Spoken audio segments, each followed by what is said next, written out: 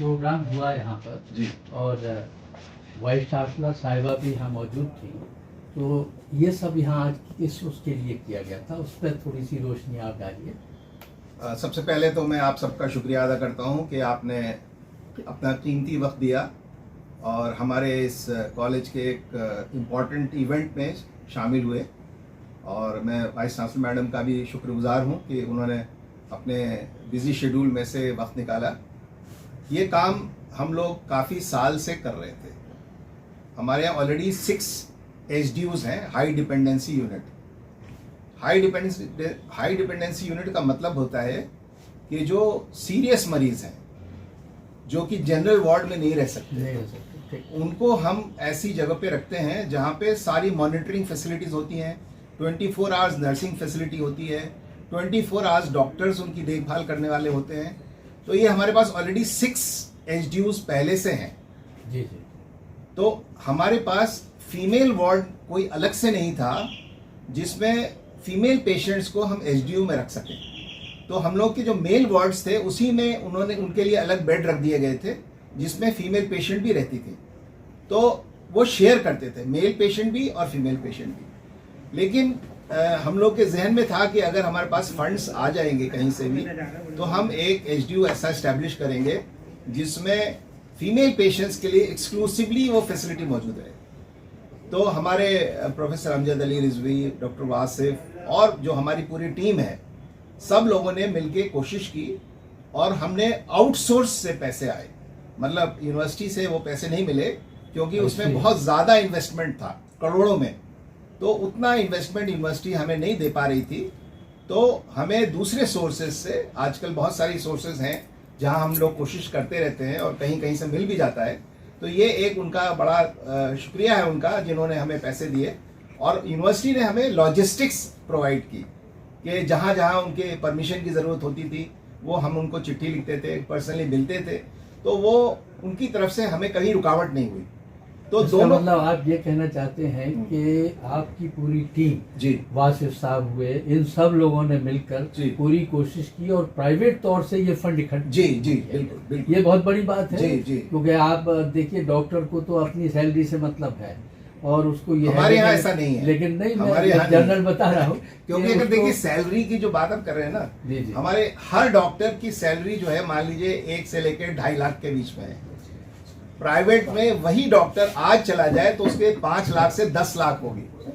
यहाँ पे हम लोग जो है सेवा के लिए बैठे हैं। मैं वही कहना चाह रहा था कि अगर उनकी सोच उस टाइप की होती तो वो इस तरीके का कोई काम नहीं करते। जी, जी। लेकिन उन्होंने प्राइवेट तौर से इतनी कोशिश की, ये अपने आप में एक मिसाल है। जी, बहुत अच्छी बात है। और क्या क्या फैसिलिटीज आपके इसमें है उस पर और तो उसमें जो है हमने अभी 6 बेड्स डाले हैं क्योंकि हर बेड पे 7 मॉनिटर है, जो 7 पैरा मॉनिटर है, जिसमें blood pressure, pulse, heart rate और ECG हर चीज़ उसके अंदर रिकॉर्ड होती रहेगी और 24/7 वो फंक्शन करता रहेगा।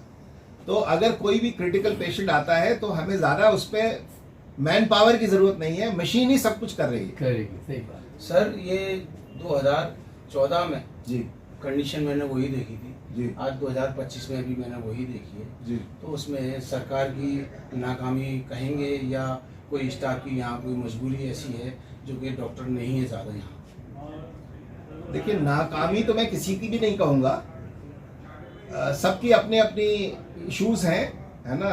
जॉब्स की इश्यूज हैं, सैलरीज का इशू है और पॉलिसीज़ हैं।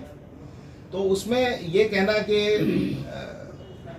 उन्होंने नहीं दिया। अब देखिए ऐसे देश बहुत बड़ा है।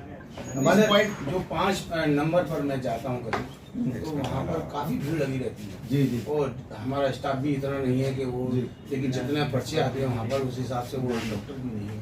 तो ये मैं डॉक्टर की कमी नहीं बता रहा था, ना मैं स्टाफ की कमी बता रहा, मैं सिर्फ सरकार की कमी बताने की कोशिश कर रहा हूँ कि जिससे कि डॉक्टर को यहाँ उपलब्ध कराएं। और देखिए NMC होती है, नेशनल मेडिकल काउंसिल है, इसकी गाइडलाइंस है कि एक डिपार्टमेंट में कितने बेड्स होने चाहिए, कितने डॉक्टर्स होने चाहिए और कितनी फैसिलिटीज़ होनी चाहिए। तो हम लोग उस गाइडलाइन को पूरी कोशिश कर रहे हैं फॉलो करने की। लेकिन मसला क्या है? मसला यहाँ पे ये है कि हमने जो फैसिलिटीज देनी शुरू की उससे पूरा नॉर्दर्न इंडिया हमारे पास आने लगा। हमारे पास 2022 में 2.5 लाख मरीज आते थे ओपीडी में एक साल में, और 2025 में 10 लाख से ज्यादा मरीज। Yes sir. यानी कि इतने ज्यादा मरीज हो गए कि वो डॉक्टर जो 2.5 लाख मरीज को डील कर रहे थे अब 10 लाख मरीजों से डील कर रहे हैं। वही मेरा क्वेश्चन था कि हमारे पास डॉक्टर क्यों नहीं है साहब? डॉक्टर्स की संख्या नहीं बढ़ी। डॉक्टर्स की संख्या इसलिए नहीं बढ़ी कि उसकी जो लिमिट्स हैं वो हमें, जैसे फैकल्टी के हिसाब से स्टूडेंट को हम इंटर करा सकते हैं कि एक डॉक्टर, एक प्रोफेसर 3 डॉक्टर ले सकता है एमएस के लिए, एमडी के लिए, एक एसोसिएट प्रोफेसर 2 डॉक्टर ले सकता है, और एक असिस्टेंट प्रोफेसर 1 लग। 3-2-1 की पॉलिसी है। तो उसके हिसाब से जो पीजीज आते हैं हमारे पास वो उसी कैटेगरी से ही आते हैं कि एक प्रोफेसर है, एक रीडर है और एक असिस्टेंट प्रोफेसर है, तो 3, 2 और 1 6 ले सकते हैं एक यूनिट के लिए। तो हमारे यहाँ 6 यूनिट्स हैं सर्जरी डिपार्टमेंट में, तो 18 टीचर्स हो सकते हैं। तो अब 18 टीचर्स से ज़्यादा गवर्नमेंट ने नहीं दिया हमें, और हमने अभी तक मतलब कोशिश ही कर रहे हैं कि और फैकल्टी मिले, क्योंकि अब सुपर स्पेशलाइजेशन इतना हो गया है कि यूरोलॉजी के लिए अलग चाहिए, ऑन्कोलॉजी के अलग चाहिए, ब्रेस्ट सर्जरी के अलग चाहिए। मतलब अभी दिन ब दिन जो है चीज़ें बढ़ती चली जा रही हैं। लेकिन जो शुरू में जो हमारे पास सैंक्शंस हुए थे वही सैंक्शन अभी तक चल रहे हैं, और हम लिख के भेजते हैं, लेकिन अनफॉर्चुनेटली अभी तक हमारे पास वो चीज़ नहीं आ पाई जिससे हम वो फैसिलिटी प्रोवाइड कर सकें।